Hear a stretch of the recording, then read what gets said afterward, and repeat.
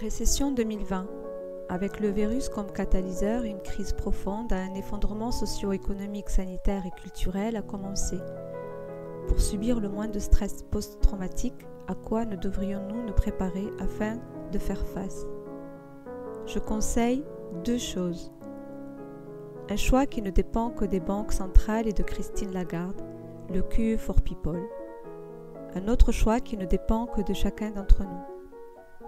Faire le choix de créer et d'utiliser la monnaie libre, la june, comme moyen d'échange et de faire société autrement, sans dette associée, sans peur du manque ni d'injustice dans sa création, sans privilège et sans faire subir à ses membres utilisateurs le besoin de chercher du profit pour exister.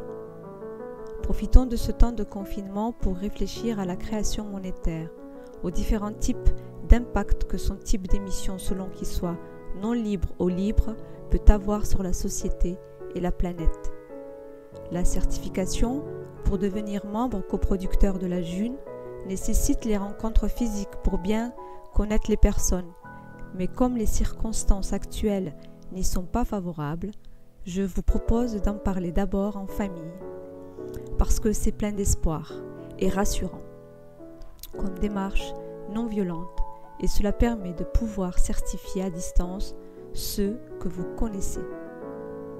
La June, depuis 3 ans, est la première expérience pratique de ce qui est démontré dans la TRM, théorie relative de la monnaie, publiée libre de droit en 2010 par Stéphane Laborde.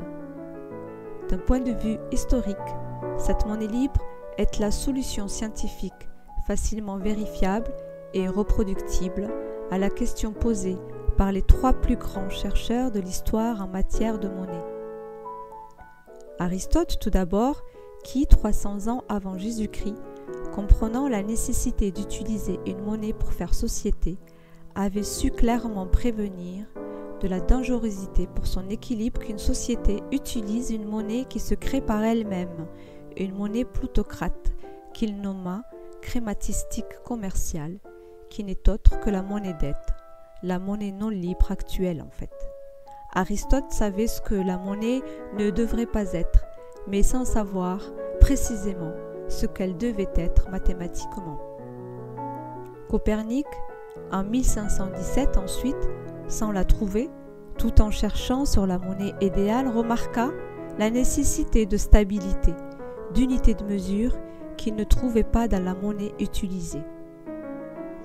Proudhon, en 1838, perçoit que c'est à travers la création monétaire par les membres que les problèmes sociaux, économiques, politiques et culturels se solutionnent, sans savoir, lui non plus, sur quel code monétaire générer cette monnaie d'une manière autre que par le crédit bancaire.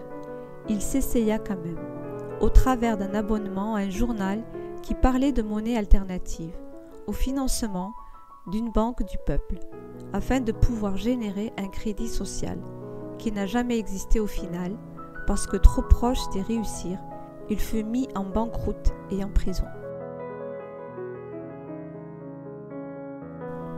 Et enfin l'avènement de la solution à leurs questions communes, au travers d'un livre, la TRM dès 2010, puis d'un logiciel d'Unitaire, puis des membres de la toile de confiance June, qui font une économie en développement avec 3 ans d'expérimentation, fêtée avec joie et sérénité ce mois de mars 2020. La June est comme l'imaginait Aristote, c'est-à-dire sans crématistique, puisque la June se crée d'une seule façon qui est sur le compte de chaque membre à la vitesse commune de flux de renouvellement de la vie humaine.